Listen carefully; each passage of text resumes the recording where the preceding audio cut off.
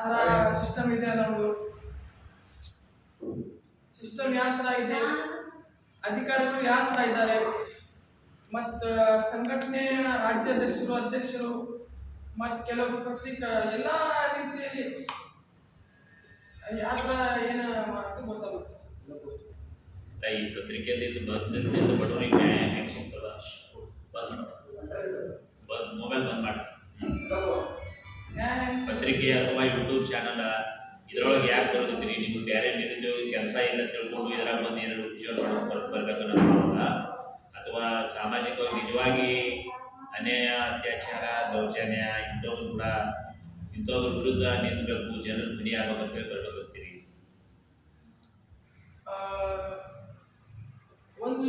ಒಂದು ರೀತಿಯಿಂದ ಅನ್ಯಾಯ ಮಾಡಿದ್ರು ನ್ಯಾಯ ಕೊಟ್ಟು ಬಂದ್ರೆ ನಮಗೂ ಖುಷಿ. Very good. ಮತ್ತೆ ಜನರಿಗೆ ಗೊತ್ತಾಗುತ್ತೆ ಯಾವ ಥರ ಸಿಸ್ಟಮ್ ನಡೀತಾ ಇದೆ, ನಾವು ಏನು ಮಾಡ್ತಾ ಇದ್ದೀವಿ.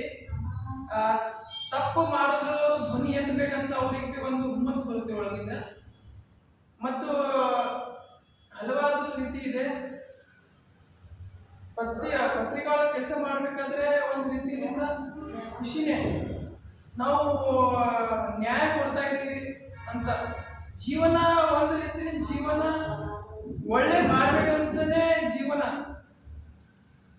ತಪ್ಪು ಮಾಡಿದ್ರೆ ನಮ್ಮ ಈಗ ಆಲ್ಮೋಸ್ಟ್ ತಪ್ಪು ಮಾಡಿದ್ರೆ ಅಂದರೆ ನಮ್ಮ ಕರ್ಮ ಅಂತೂ ಇದಿದೆ. ಅದಕ್ಕೆ ನಾವು ಎಜುಕೇಶನ್ ಮಾಡಿ ಓದಿ ಎಷ್ಟೆಲ್ಲ ನಾಲೆಜ್ ಇದ್ವಿ, ನಮ್ಮ ಬ್ರಿಟಿಷ್ ಕಾಲದಿಂದ ಆಗುತ್ತಾ ಅನ್ಯಾಯಗಳು ಇಂದ ಏನೆಲ್ಲ ಕಷ್ಟಗಳು ಪಟ್ಟಿದ್ದಾರೆ ನಮ್ಮ ತಾತ ಮುಂಜಾತ. ಈಗ ಎಲ್ಲರೂ ಬಹಳಷ್ಟು ಕಷ್ಟಪಟ್ಟಿದ್ದಾರೆ. ಹಿಂದೆ ನಾವು ಇತಿಹಾಸದಲ್ಲಿ ನೋಡಿದ್ರೆ ಈಗಾದರೂ ಕೂಡ ಅನ್ಯಾಯ ನಡೀತಾ ಇದೆ ಅಂತ ನಮ್ಗೊಂದು ಪ್ರಶ್ನೆ. ಮತ್ತು ಅನ್ಯಾಯ ವಿರುದ್ಧ ಜನರಿಗೆ ತೋರಿಸ್ಬೇಕಂತ ಒಂದು, ನಾವು ಅನ್ಯಾಯ ಮಾಡ್ದಲ್ಲಿ ನಾವು ಸುಳ್ಳು ಬಂದಿರ್ಬೇಕು, ಇಷ್ಟೆಲ್ಲ ಓದಿ ಇಷ್ಟೆಲ್ಲ ನಾಲೆಜ್ ಇದ್ದು ಕೂತ್ರೆ ಸರಿ ಅಲ್ಲ ಅಂತಕ್ಕಂಥದ್ದು ನನ್ನ ಉದ್ದೇಶ. ಅಲ್ಲ, ಈಗ ಏನೇನು ಸಮಸ್ಯೆಗಳು ಸರ್, ಈಗ ನೀವು ವರದಿಗಾರಿಕೆ ಫೀಲ್ಡ್ ಅಂತೀರಲ್ಲ, ಸುದ್ದಿ ಬರೀಕ ಅಥವಾ ಯೂಟ್ಯೂಬ್ ಚಾನಲಿಗೆ ಮಾಡೋಕೆ ಏನು ಸಮಸ್ಯೆಗಳಾಗುತ್ತೆ ಸರ್? ಏನು ಬರೀಕೆ ಏನು ತೊಂದರೆ ಆಗುತ್ತೆ? ಈಗ ಜನರಿಗೆ ಏನಾಗ್ಬಿಟ್ಟಿದೆ ಅಲ್ಲ, ಜನರಿಗಲ್ಲ, ಈಗ ನಿಮಗೆ ಸುದ್ದಿ ಸ್ಟಾರ್ಟ್ ಮಾಡೋಕ, ಸುದ್ದಿ ಸಂಗ್ರಹಿಸಕ ಯಾವ್ಯಾವ ಈ ಮೂಲದಿಂದ ತಗೋಬೇಕು, ಅಥವಾ ಹ್ಯಾಂಗೆ ಯಾವ ಮಾಹಿತಿಯನ್ನ ಹೆಂಗೆ ತಗೋತಾ ಇದ್ದೀವಿ?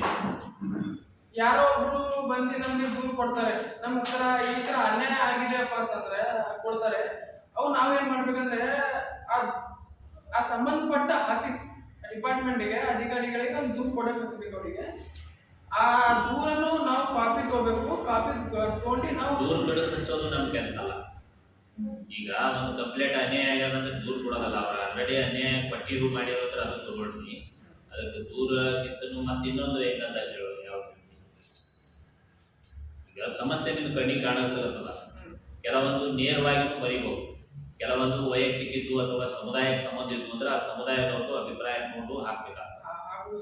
ಈಗ ಒಂದು ಉದಾಹರಣೆ ಏನಾಯ್ತು, ಸುದ್ದಿ ಬರಿಬೇಕಾದ್ರೆ ಒಬ್ಬರು ಸುದ್ದಿ ಕೊಟ್ಟರು.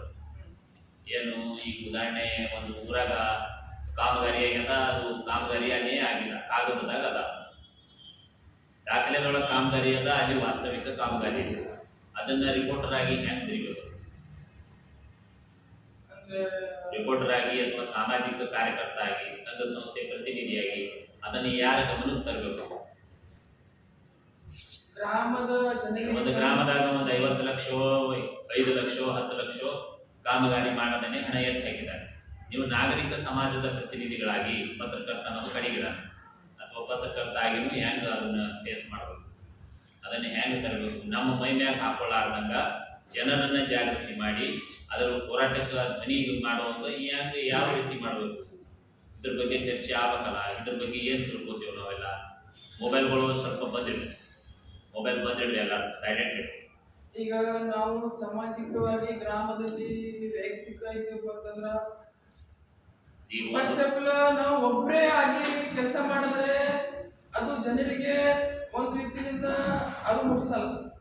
ಸಂಘಟಿತ ಆಗಿ ಎಲ್ಲೋ ಗ್ರಾಮಸ್ಥರಿಗೆ ಏನೆಲ್ಲ ಮುಖ್ಯ ವ್ಯಕ್ತಿಗಳು, ಅದರ ಜವಾಬ್ದಾರಿ ಅಂತ ವ್ಯಕ್ತಿಗಳು ಎಲ್ಲರೂ ಗಮನಕ್ಕೆ ತರಕ್ಕ ವಿಷಯ ಎಲ್ಲರಿಗೂ ಗಮನ ತರ್ತಕ್ಕಂಥದ್ದು 4 ಮಂದಿ ಕೂಡಿ ಆ ಸಂಬಂಧಪಟ್ಟ ಅಧಿಕಾರಿಗಳಿಗೆ ಗಮನಕ್ಕೆ ತಂದು ಅವ್ರೇನಾದ್ರೂ ಗಮನಕ್ಕೆ ತರ್ತೇವೆ. ಈಗ 4 ಮಂದಿದಾಗ ಅದ್ರಾಗ ಒಬ್ರಿಬ್ರು ಅಪ್ಸೆಟ್ ಆಗ್ಬಿಡ್ತಾರೆ, ಸಿಲಿಂಡರ್ ಆಗ್ಬಿಡ್ತಾರೆ.